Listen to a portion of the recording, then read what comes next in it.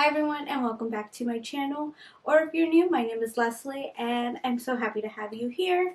In today's video we're going to be talking about 5 of the fashion mistakes that I made that I totally regret. These are things that I did probably starting in high school, probably up until like a few months ago. So don't feel bad if you have made these mistakes as well, or if you currently do.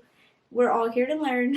These are just 5 of them, but honestly, I have made so many mistakes in my style journey, and that's the fun part about fashion is that we always make mistakes, but we're always learning, and that's the important part. So let's get started with the 5 fashion mistakes that I totally regret. Mistake number 1 was definitely more so because of convenience rather than anything else. So I definitely don't blame you if you still do this. It is 100% understandable. But mistake number 1 was buying cheap denim jeans.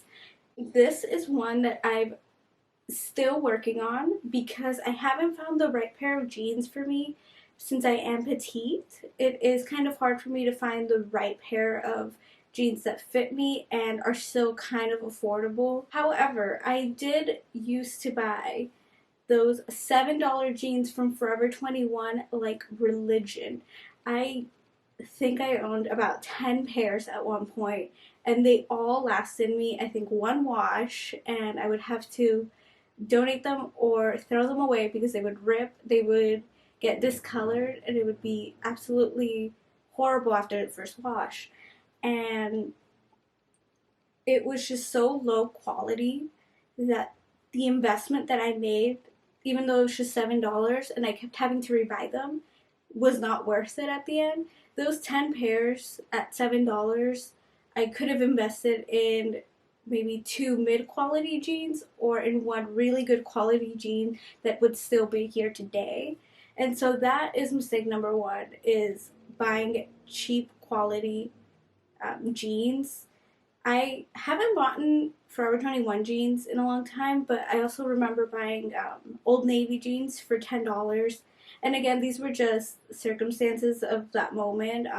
It was a lot more convenient to buy these cheap jeans than spending so much money on one pair.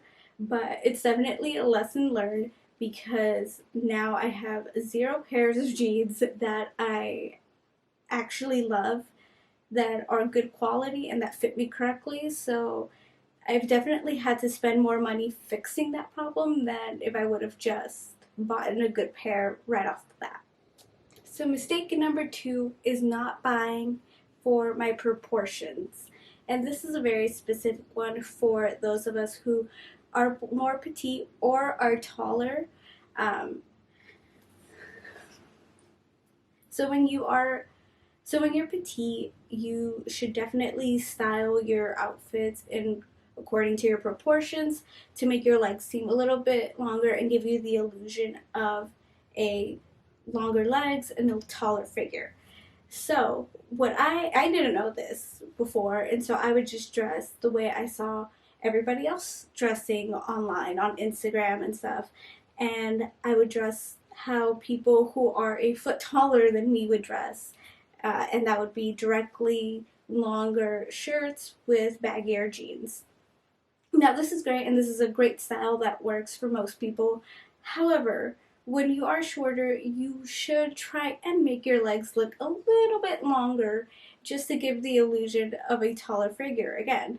And this is something I didn't know until not that long ago, actually. And so I would constantly wear outfits that would have looked super cute on somebody that was probably a little bit taller than I was, and didn't look right on me. It just swallowed me up. They were super baggy, super ill-fitting. I will show you guys examples of what I mean by dressing for proportions. You usually want your hemline of your top to be a little bit higher so that way your bottom starts a little bit higher, and that way you get longer legs. And definitely I did not do this, and so it just cut my legs in half, and I'm already short, and so that's not a very good thing to do. And it's definitely something I'm still working on, especially since 90% of the clothes that I buy now are still, just regular size.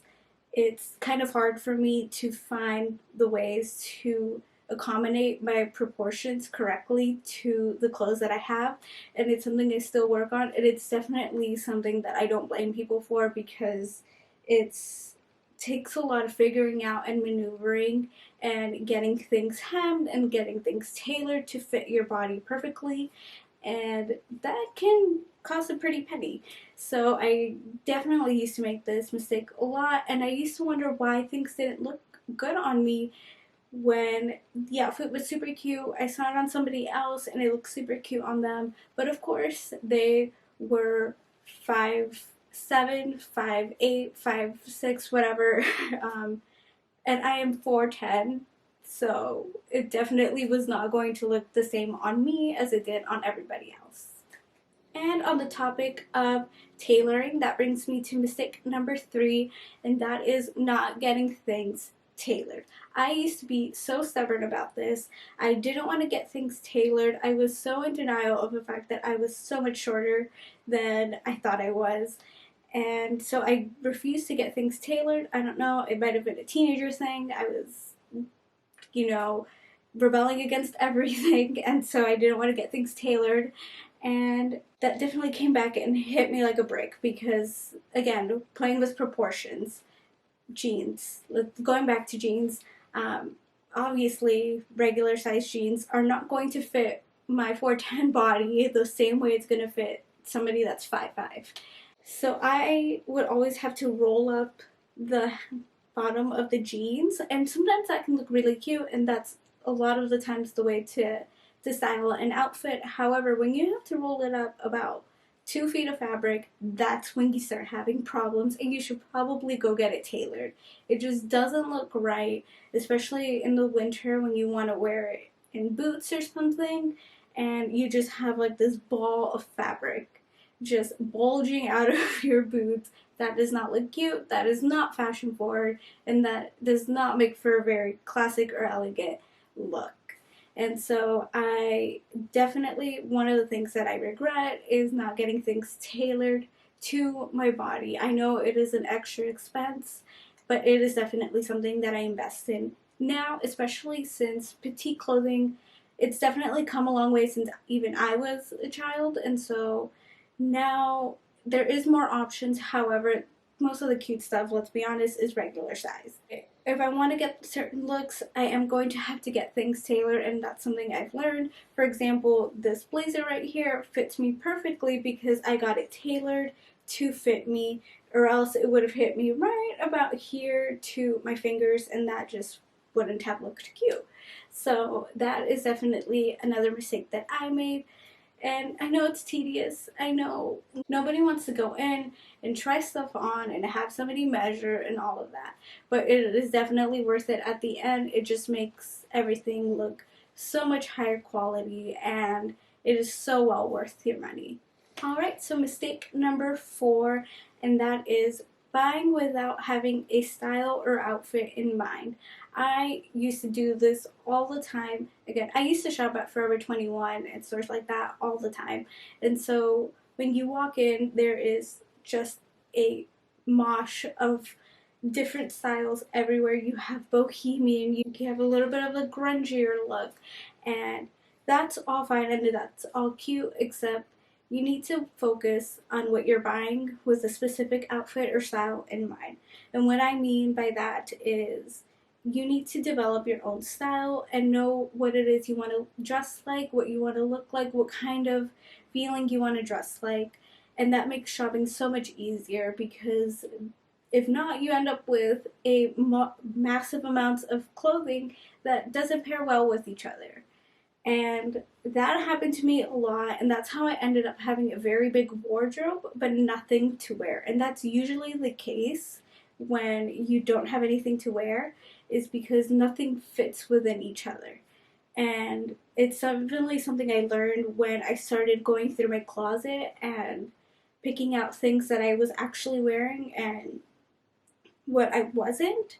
definitely hit me that I was dressing very different styles and none of it was working together, so I couldn't put together a good outfit. Definitely a lot of us do, just because fast fashion, there's always something new coming out, so we always want to get the next trendy thing. But keep in mind what it is that you actually, what your style actually is. If you don't know what it is, go on Pinterest, go on Instagram, see what you gravitate towards, and kind of look at examples of outfits and stuff like that that you would actually like to copy and emulate, and go towards those types of clothing. It is okay to think other trends and other styles are cute. I personally think some of the streetwear styles are super cute. However, that's not the style that I dress like on the everyday basis, and so I don't buy clothes in that specific style. Or if I do buy pieces in that style, I try and buy pieces that I can incorporate into my own style.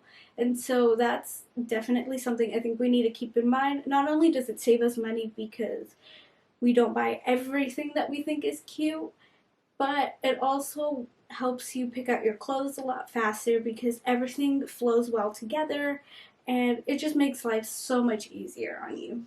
And mistake number 5, and that is similar to number 1, but in general, it's just buying stuff only because it is on sale. And I used to do this all the time, literally until probably weeks ago. I still did this.